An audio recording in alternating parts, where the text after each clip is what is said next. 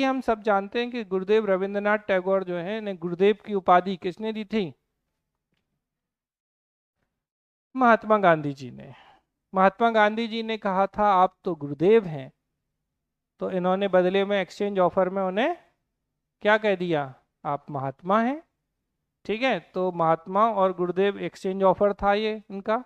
तो गुरुदेव रविंद्रनाथ टैगोर भारत के ही नहीं, इवन एशिया के पहली वो पर्सनैलिटी थे जिन्हें साहित्य का नोबेल पुरस्कार दिया गया था। और ये नोबेल पुरस्कार इन्हें गीतांजलि के लिए 1913 में दिया गया था। तो 1913 में इनकी जो बुक थी, कौन सी? गीतांजलि, जिसके लिए इन्हें नोबेल पुरस्कार दिया गया था। इसको आप बहुत अच्छे से ध्यान रखिएगा। इसके अलावा भारत और बांग्लादेश के राष्ट्रगान के रचयिता हैं ये। ठीक है, कवि हैं, रचनाकार हैं। गीतांजलि इनकी महत्वपूर्ण रचना है जिसके लिए 1923 नहीं, मैं नोबेल पुरस्कार दिया था। लेकिन अगर कभी पूछ लें कि गीतांजलि कब लिखी गई, तो गीतांजलि इन्होंने 1910 में लिखी थी और बांग्ला भाषा में लिखी थी।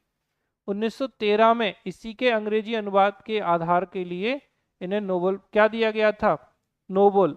ठीक है, तो द रिलीजन ऑफ मैन के लेखक कौन है? एक और क्वेश्चन जो इनसे पूछा गया, द रिलीजन ऑफ मैन के लेखक भी रविंद्रनाथ टैगोर हैं। तो आपको ध्यान रखना है कि इनकी गीतांजलि कब लिखी गई? 1910 में। लेकिन इसके ट्रांसलेशन के लिए इन्हें 1913 में क्या दिया गया? नोबेल पुरस्कार दिया गया था।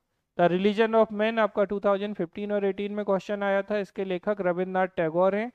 पुस्तक में बेटा संपूर्ण मानव जाति की एकता की बात इन्होंने कही थी, क्योंकि द रिलीजन ऑफ मैन है तो मानव के धर्म की बात कर रहे हैं, तो संपूर्ण मानव जाति की बात कर रहे हैं। मानव धर्म क्या है इनके अनुसार?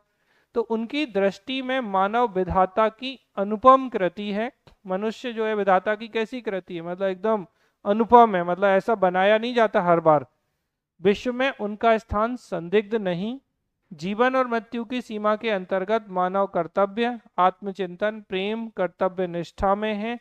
इसी में जीवन की शांति और वास्तविक सुख है। अब बिल्कुल अलग बात है। तो इन्होंने क्या कहा है कि मानव कर्तव्य, हमारी जो ड्यूटीज हैं, आत्मचिंतन, इसके अलावा प्रेम और कर्तव्य निष्ठा, ठीक है, में है। इसी में जीवन की शांति और वास्तविक सुख है। फिर धार्मिक और नैतिक विचार, तो चूंकि मानव को बहुत महत्व देते हैं, तो मानव प्रेम, देश प्रेम, एकेश्वरवादी, अहिंसा, मानव धर्म और ईश्वर और मानव का संबंध, इन पर ये जोर देते हैं। तो किस किस पर? मानव प्रेम पर, भाई मानव से प्रेम करिए, देश से प्रेम करिए। एकेश्वरवादी मोनोथिसिज्म वाले हैं ये, नॉन वायलेंस या अहिंसा की बात करते हैं, ह्यूमन रिलीजन की बात करते हैं, और ह्यूमन और गॉड के बीच में रिलेशन की ये बात करते हैं। रचनाएं, इनसे क्वेश्चन बहुत आते हैं, थोड़ा ध्यान दीजिएगा। जैसे द रिलीजन ऑफ मैन 2 बार पूछ चुका है, एक बार गोरा पूछी थी, ध्यान रखिएगा। गीतांजलि ऑलरेडी पूछी जा चुकी है, तो इसको भी आप ध्यान रखिएगा। मानसी, अच्छा एक बार तो पीएससी ने ऐसा क्वेश्चन पूछा था, कौन सी रचना या बुक जो है वो गुरुदेव रविंद्रनाथ टैगोर की नहीं है? अब ये क्वेश्चन आसान नहीं होता, क्योंकि इसमें तो आपको ये पता होना चाहिए कि ये इनकी हैं, क्योंकि तभी आप एलिमिनेट करो। हाँ, आप भाग्यशालियों को जो एक ऑप्शन दिया वो आपको पता है, भले 3 इनकी नहीं पता थी। तो ऐसा किस्मत से हो जाता है कभी कभार, लेकिन वो बहुत कम होता है कि भाई आपको बस वही पता थी कि ये तो इनकी है, बाकी इनकी है या नहीं है हमें नहीं पता। तो उस स्थिति में भले ही आपका सही हो जाए। तो मानसिक, योगा योग, पोस्ट मास्टर, डाकघर, अरे डाकघर होगा तो पोस्ट मास्टर होगा ही, ठीक है ना। गोरा है, गीतांजलि है, मानसी है, योगा योग और रिलीजन ऑफ मैन, इनकी महत्वपूर्ण बुक है, ध्यान रखिएगा। रविन्द्रनाथ टैगोर के पॉलिटिकल थॉट तो इंडिविजुअल लिबर्टी या व्यक्तिगत स्वतंत्रता पर बात करते हैं, विश्व शांति के समर्थक हैं, इनके राष्ट्रवाद और अंतर्राष्ट्रीयवाद से संबंधित विचार हैं, और लोकतंत्र या डेमोक्रेसी के ये सपोर्टर माने जाते हैं। शिक्षा संबंधी विचार, तो शिक्षा का मूल उद्देश्य क्या है? आत्म साक्षात्कार है, मतलब हम अपने आप से साक्षात्कार करें। सिद्धांतिक के साथ व्यवहारिक पक्ष पर भी बल दिया गया है, तो मतलब केवल थ्योरी पे बात मत करिए, उसके प्रैक्टिकल एस्पेक्ट पे भी आपको बात करनी है।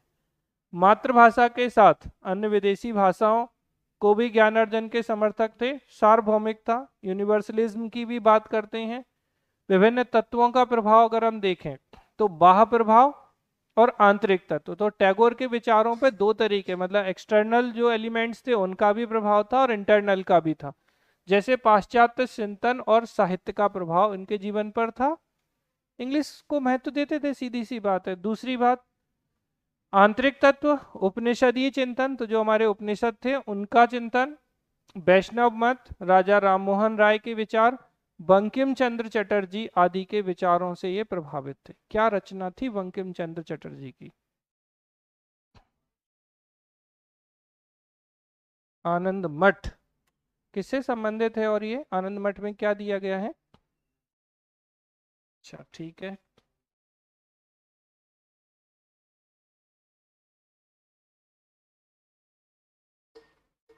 एक और रचना बताइए आप इनकी, आनंद मठ के अलावा।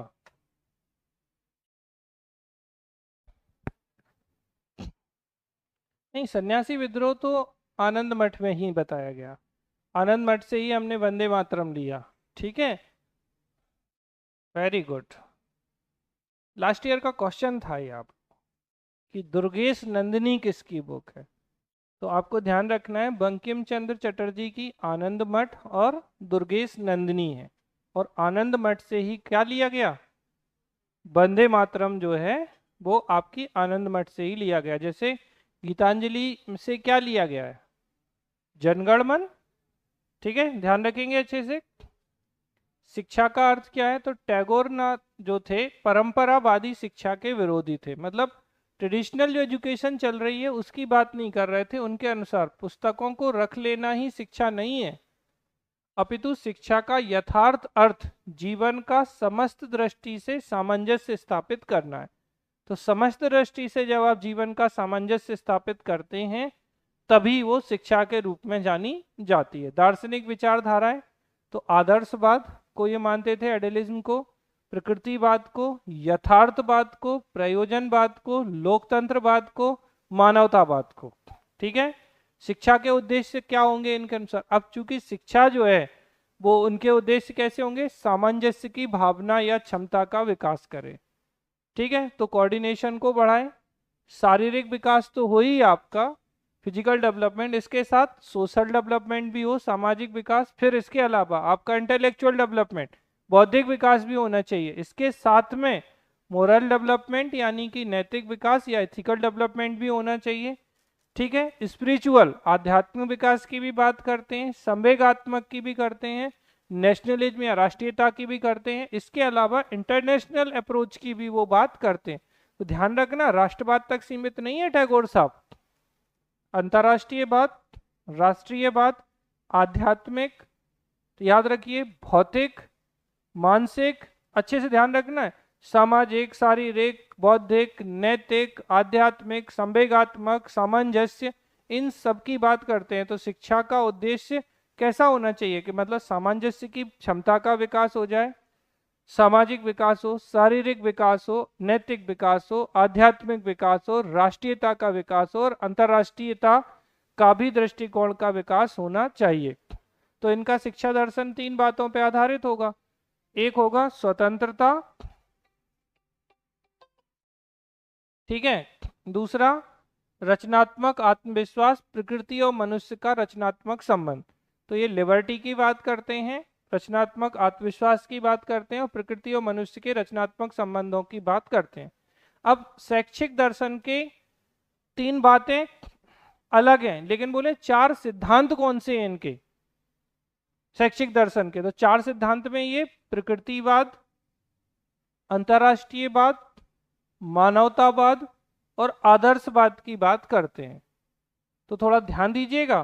देखो, शैक्षिक अगर हम दर्शन में बात करें तो इनके दर्शन तो बहुत सारे हैं, लेकिन अगर आपसे पूछा जाए कि शैक्षिक दर्शन में एजुकेशनल फिलॉसफी के चार प्रिंसिपल्स कौन कौन से हैं इनके, या यूं कहें जैसे विश्व भारती विश्वविद्यालय की इन्होंने स्थापना की थी, जिसे क्या कहा जाता है?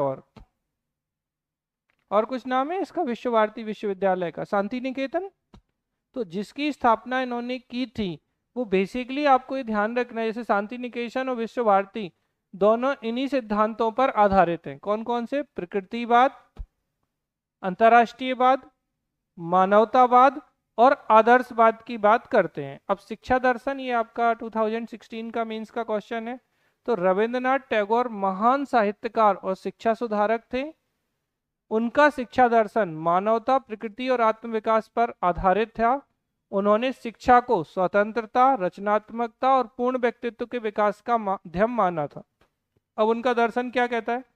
बालक की शिक्षा उसकी मातृभाषा के माध्यम से होनी चाहिए। शिक्षा प्राप्त करते समय बालक को स्वतंत्रता मिलनी चाहिए। बालक को रचनात्मक प्रवृत्तियों के विकास के लिए आत्म प्रकार का अवसर दिया जाना चाहिए। बालक की शिक्षा गुरुकुल में होनी चाहिए। शिक्षा द्वारा बालक की समस्त शक्तियों को सामंजस्यपूर्ण विकास होना चाहिए। मतलब उसका आध्यात्मिक विकास भी हो, उसका शारीरिक विकास भी हो, समझ में आ रहा है, उसका राष्ट्रीयता का विकास भी हो, अंतर्राष्ट्रीयता का भी विकास हो, ठीक है, उसका भौतिक विकास भी हो। तो इन सबको बात करेंगे वो। तो टैगोर का शिक्षा दर्शन बच्चों की स्वतंत्रता, रचनात्मकता यानी क्रिएटिविटी और नैतिकता, मोरालिटी या एथिक्स को बढ़ावा देने वाला था। उनका विश्व भारती विश्वविद्यालय इस दर्शन का जीवंत उदाहरण है। उनकी शिक्षाएं आज भी शिक्षा प्रणाली को प्रेरित करती हैं। ठीक है, राज्य संबंधी विचारों की बात करें तो बेटा देखिए, उन्होंने राज्य की सीमित शक्ति का विचार दिया था।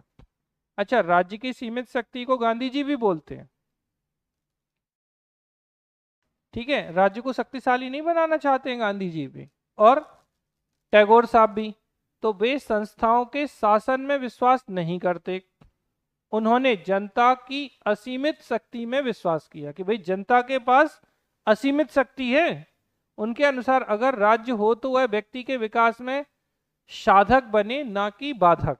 कि भाई राज्य अगर है तो व्यक्ति के विकास में साधक बने, उसके विकास को रोकने वाला या बाधक नहीं होना चाहिए। राज्य की अपेक्षा समाज को अधिक महत्व दिया। तो उन्होंने एक तो राज्य को बड़ा ही सीमित अर्थों में लिया, और राज्य की जगह उन्होंने समाज को ज्यादा महत्व दिया, और समाज के माध्यम से व्यक्ति के नैतिक विकास की बात कही कि भाई समाज के द्वारा क्या हो, व्यक्ति का नैतिक विकास हो। और नैतिक विकास की बात की, भारत की निर्धनता की समाप्ति के लिए कर्मवादी समाज का समर्थन किया कि भाई कर्म पर आधारित समाज होना चाहिए, तभी आप भारत की निर्धनता को समाप्त कर सकते हैं। ठीक है, शिक्षा संबंधी कार्य क्षेत्र, तो विश्वविद्यालय प्रणाली के समर्थक थे, और उन्होंने शिक्षा प्रणाली को औजार के रूप में विकसित करके शब्दों में शिक्षा मानव मस्तिष्क के ज्ञान के द्वार खोल देती है, ज्ञान की ताजी हवा विकास पथ को चुस्त दुरुस्त कर देती है। अब देखें तो एक आपको याद हो तो शिक्षा संस्थान की ग्रामीण गुरुकुल पद्धति पे जोर दिया था उन्होंने, आपने ऊपर भी पढ़ा था ये। शिक्षा के काल जीवन में ब्रह्मचर्य अवस्था को अपरिहार्य माना कि भाई ब्रह्मचर्य होना चाहिए। फिर शांति निकेतन में बहुमुखी शिक्षा विद्यालय खोलने का निर्णय किया, प्राचीन काल की तपोवन शिक्षा पर बल दिया। शिक्षा के साथ संगीत पर उन्होंने जोर दिया, नृत्य शिक्षा पर बल दिया, शिक्षण संस्थाओं में छात्रों की सक्रिय भागीदारी, एक्टिव पार्टिसिपेशन पर उन्होंने जोर दिया। शिक्षा के माध्यम से सहयोगात्मक कोऑर्डिनेशन के व्यवहार को निभाने पर भी उन्होंने बल दिया था। फिर एक और क्वेश्चन है बेटा जो आपको 18 में पूछा गया है, रविन्द्रनाथ टैगोर के मानवतावाद। तो मानवता को सर्वोच्च स्तर पर रखा उन्होंने। वे मानवता के माध्यम से विश्व कल्याण करना चाहते थे। तो ह्यूमनिज्म के माध्यम से वो क्या करना चाहते थे? विश्व का कल्याण करना चाहते थे।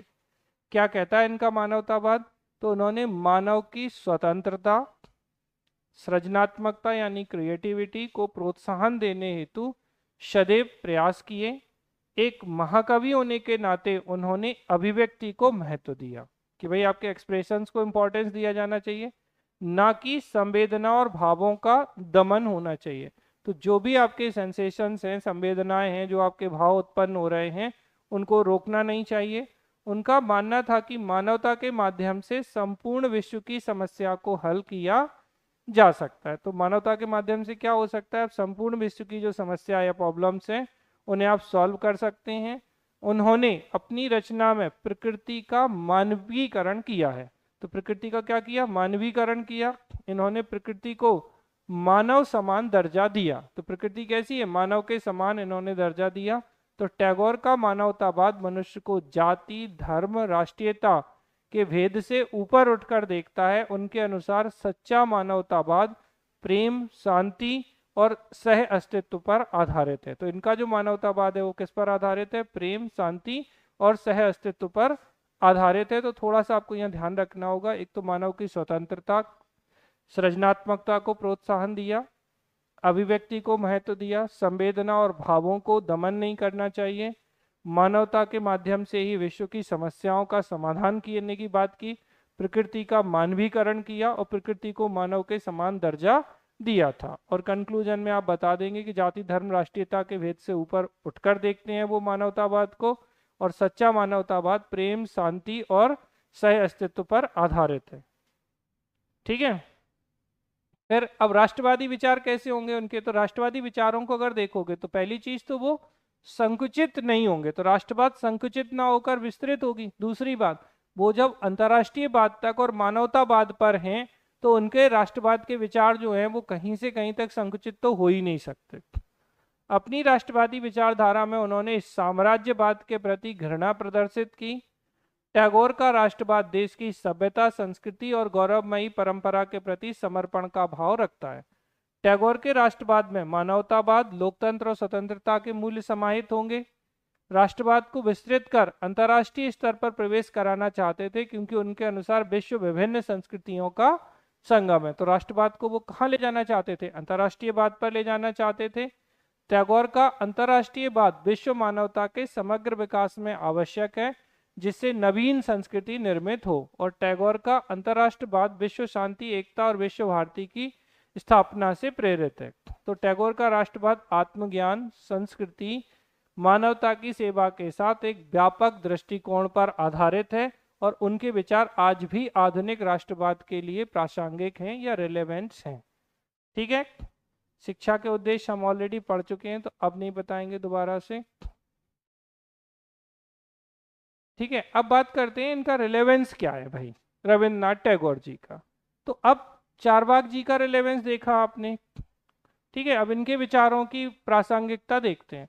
तो सबसे प्राचीन दर्शन कैसा है इनका? तो रविन्द्रनाथ टैगोर जीवन दर्शन प्राचीन ऋषियों की तरह व्यापक था, किंतु विचार आधुनिक और वैज्ञानिक थे। तो दर्शन प्राचीन ऋषियों की तरह है, लेकिन इनका कैसा है? तो विचार आधुनिक भी हैं, वैज्ञानिक भी हैं। और वर्तमान प्रासंगिकता की हम बात करें, जैसे आप गौर करो, इन्होंने मानव कल्याण की बात की, ह्यूमन वेलफेयर की बात की दर्शन में, विकास परक समग्र शिक्षा की बात की, भेदभाव रहित समाज की इन्होंने बात की, वसुधैव कुटुंबकम, क्योंकि अंतर्राष्ट्रीयवाद होगा तो वसुधैव कुटुंबकम की अवधारणा होगी, अनेक संस्कृतियों के सम्मिश्रण की बात की, तो मिक्सचर ऑफ डिफरेंट कल्चर्स की बात की, ग्रामीण विकास और आत्मनिर्भरता की बात की, राष्ट्रवाद के साथ अंतर्राष्ट्रीयवाद जो है कि प्रबल भावना की बात की। इस प्रकार टैगोर के विचारों को अपनाकर प्रकृतिवादी, मानववादी और विश्व बंधुत्व से परिपूर्ण समाज का निर्माण जो है वो किया जा सकता है। तो इनका रिलेवेंस किसमें? मानव कल्याण, ह्यूमन वेलफेयर में, विकास पर एक समग्र शिक्षा में, भेदभाव रहित समाज, तो कोई भी डिस्क्रिमिनेशन नहीं होना चाहिए, वसुधैव कुटुंबकम, इसके अलावा संस्कृतियों का मिश्रण, तो मिक्सचर ऑफ कल्चर, इसके अलावा ग्रामीण विकास, रूरल डेवलपमेंट और आत्मनिर्भरता, इसके बाद राष्ट्रवाद के साथ अंतर्राष्ट्रीयवाद, तो नेशनलिज्म और इंटरनेशनलिज्म दोनों को ही इन्होंने महत्व दिया था। ठीक है। अब थोड़ा गांधी जी से इनकी तुलना कर लें कि गांधी जी और रविन्द्रनाथ टैगोर के विचारों की बात करें। देखिए, टैगोर और गांधी जी के विचारों की तुलना की जाए तो टैगोर आधुनिकवाद के समर्थक थे, वहीं गांधी जी परंपरागत मूल्यों के समर्थक थे। तो थोड़े से गांधी जी जो ट्रेडिशनल मूल्य या वैल्यूज चली आ रही हैं उसके समर्थक हैं, और टैगोर साहब किसके हैं? आधुनिक विचारों के।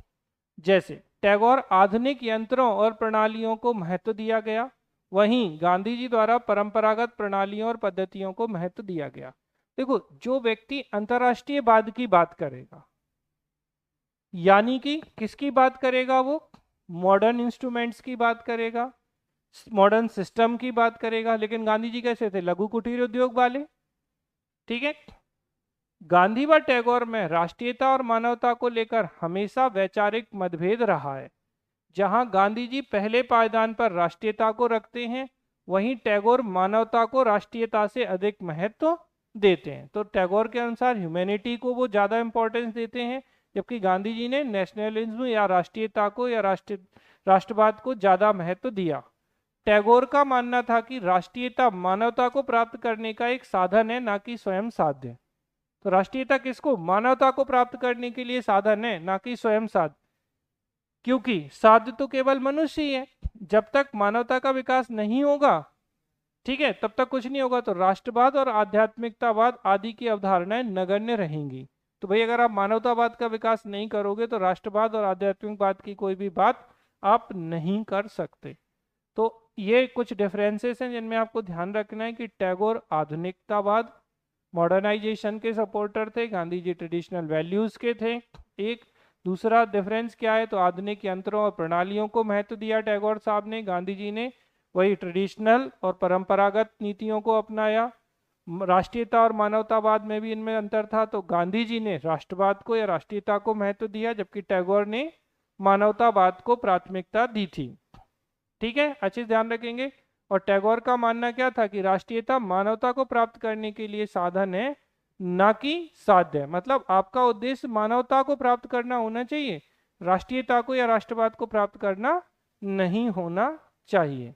अब कुछ नहीं है, ये तो ऑलरेडी आप पढ़ चुके हैं। साहित्य में योगदान में जो रचनाएं आपने पढ़ी, गीतांजलि, मानसी, गोरा, डाकघर, रिलीजन ऑफ मैन, योगा योग, काबुलीवाला, चौखेर बाली, ये सब जो हैं इनकी रचनाएं हैं और कुछ भी नहीं है। ठीक है, तो जैसे 1880 के दशक में बेटा इन्होंने कविताओं की पुस्तकें लिखी, पांडुलिपि विलियम रॉथेन स्टाइल में पढ़ा और लेखकों चित्रकारों का परिचय कराया। उन्होंने इंडिया सोसाइटी के इसके प्रकाशन की व्यवस्था की। 1913 में मैकमिलन एंड कंपनी लंदन में इसे प्रकाशित किया गया। 1913 में नोबेल पुरस्कार की घोषणा की गई। काव्य रचना गीतांजलि के लिए उन्हें 1913 में नोबेल प्राइज मिल गया था। ठीक है, पहले गैर यूरोपीय थे जिन्हें साहित्य का नोबेल पुरस्कार मिला था। पहले गैर यूरोपीय क्या, ये पहले एशियाई थे जिन्हें साहित्य का नोबेल पुरस्कार मिला था। सर की उपाधि से नवाजा गया था। और 1919 में जलियांवाले बाग के कांड इन्होंने क्या किया था कि जो सर का इनका टाइटल था वो लौटा दिया था। सर को ही नाइटहुड बोलते हैं।